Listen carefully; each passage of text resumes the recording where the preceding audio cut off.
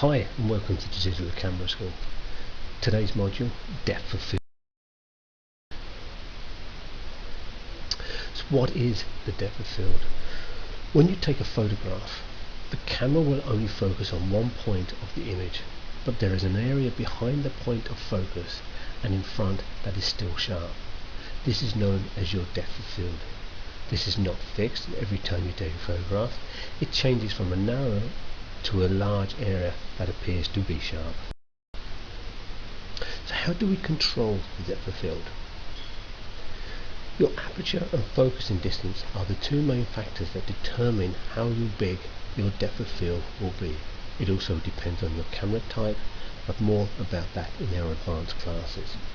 So look, in simple terms, if we look at the bride and the bridesmaid is out of focus, even though she's standing right behind her. If we look at the groom and bride leaning on the tree, and front and behind is all in focus. And what we need to do is we need to use a small depth of field on the bride and the bridesmaid, and we use that by using a small number, f2.8. So then yes, if we look at the bride and the groom, everything is in focus, so we use a large number, an f11. So if we look at the chart, f16 down to f1.4.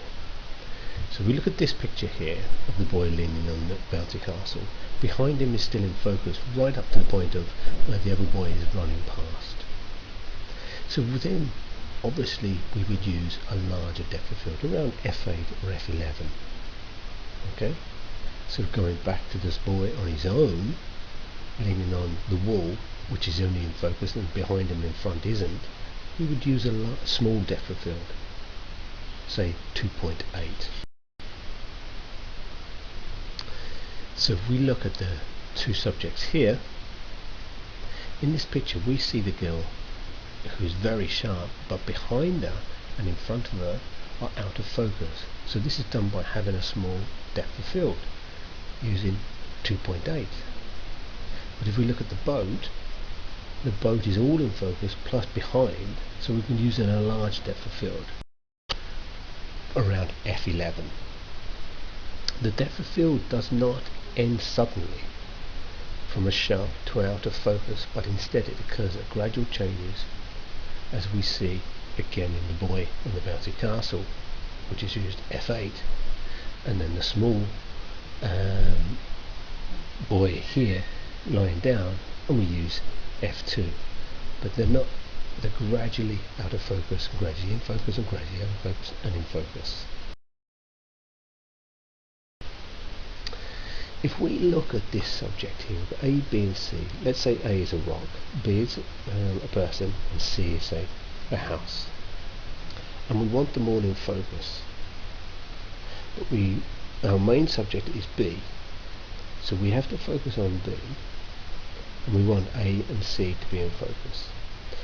And as we're obviously talking about depth of field, we would use and work it out by our aperture. So if I use 2.8, if we look at the ring there, okay, C is just slightly in focus, but A is definitely out of focus. But if I use, say, f8 or f11 even give me even wider circumference, both of them would be in focus, and I would get the shot that I want. Okay, I pop the camera in the middle, and you'll get that. So changing your depth, your aperture, gives you a larger depth of field and allows you to be creative and get out of a situation. Now all this depends on the amount of light that you do have. Let's have a look at a couple more examples. This boy here, using a 50mm lens at 1.4. Now 1.4 is very, very sensitive to use, because you can see by his ear and the little raindrops to his chin are in focus, but everything else will be out of focus. So you need to be very, very careful, and if you're looking at the back of your screen, you will see the boy in focus, but if you put it up onto a monitor, you may be slightly out of focus, so be very, very aware of that. So if we look at the boy on the slide, now most cameras days come with what they call a standard lens, which is 18 to 55, so 18mm to 55mm. and that aperture range from 3.5 to 5.6. Now 3.5, which will give you the smallest depth of field on that range, does not give you a very tight depth of field, not a very small depth of field. So what we have done here, because I couldn't do that with having the wall out of focus with my 3.5, the buoy swung out and I focused on the buoy, allowing me then to be as far away from the wall as possible and allowing the wall to be out of focus.